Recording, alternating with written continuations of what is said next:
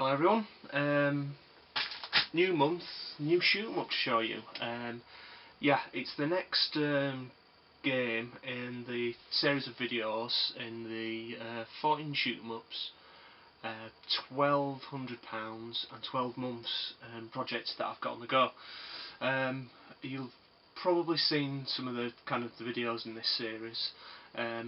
This is actually game number 7, so I'm halfway through the project. I kind of stalled a bit with this because just before Christmas I bought quite a few of the games, so I was I was safe for another 4 months in in games that I had to show you really. But I hadn't, for 2 or 3 months now I haven't bought another game in this project. Now I can say this morning I secured April's game. So yeah, the project is up and running again. So yeah, still got another, as I say. Let's think now. If I'm alright till April, then I've actually secured 9 of the games from the 14.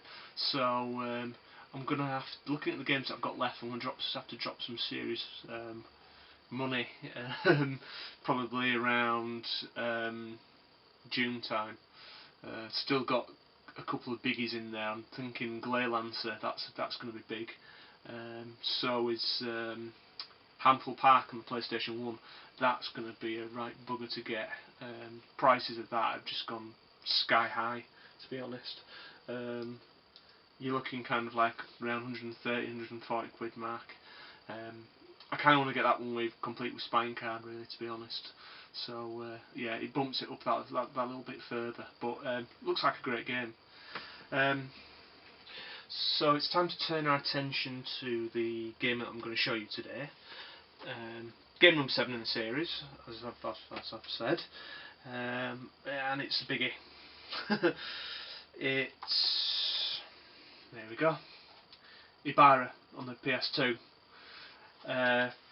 Again, thought this was going to be one of the more ridiculous price games, to be honest. It was still expensive, but not as bad as I thought it was going to be.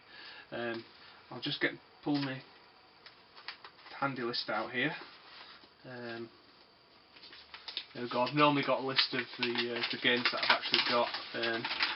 Completely geeky spreadsheet there that I've got all the games on, how much I've paid, how much I was looking to pay.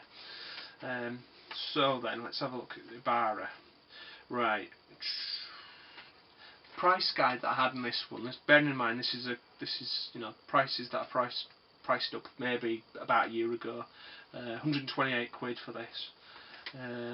But I actually managed to secure it with postage and packaging for 90. So that's a great big saving and a big help towards the total, really, of how much I've actually spent against the target of £1,200. Now the copy that I've got is absolutely mint.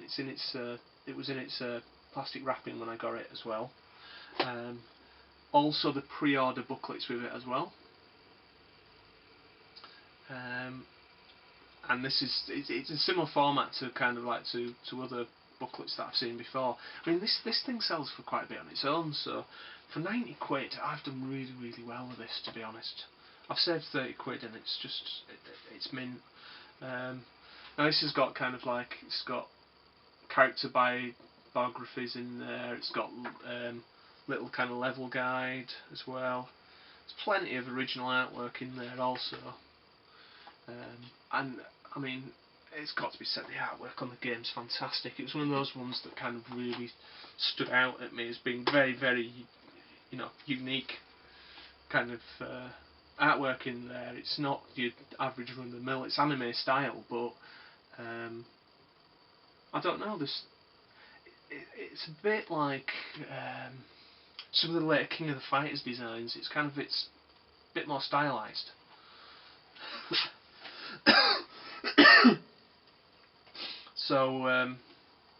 So there we go. Here's the instruction booklet as well.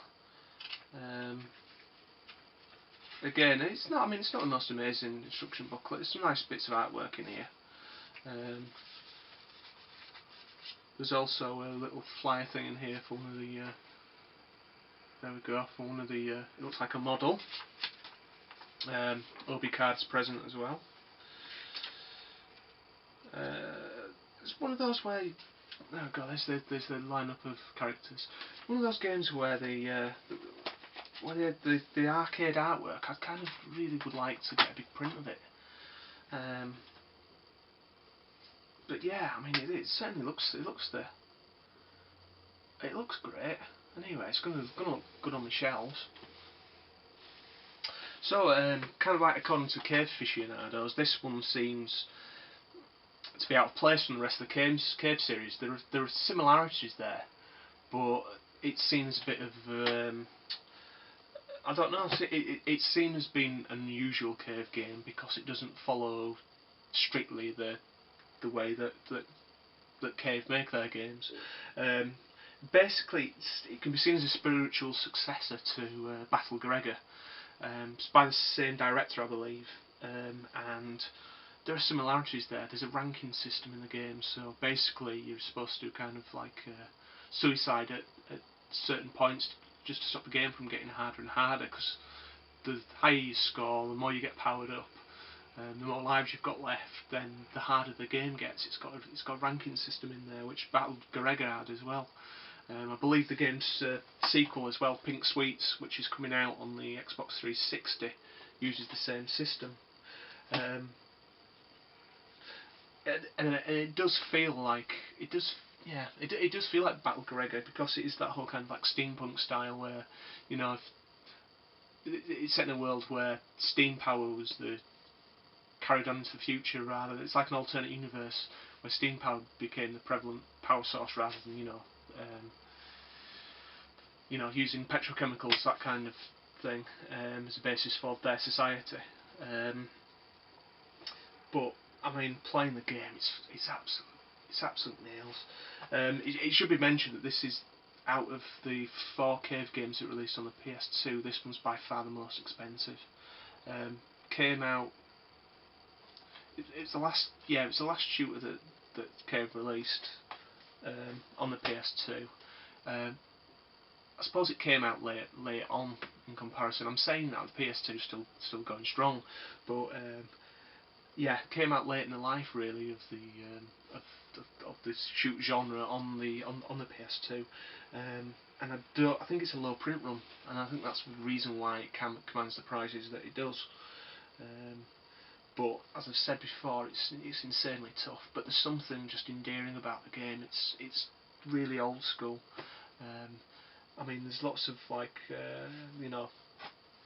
anime female characters in the game, but not actually in the game itself. When you're playing it, it's just like an old school hardcore shooter. Yeah, I really like it. The graphics are really detailed. It got a bit of a panning for the weird graphic filters that they use on the PS2 for, with the Cave conversions, but to me, I think it looks fantastic. If you turn off, the filtering off as much as you can, play it through composite leads, it looks great. It really looks fantastic. And as I said, it's one of those shoot-em-ups. If you're after a real challenge, you're after a game that takes no prisoners, then go for it. It just chucks shed loads of bullets at you.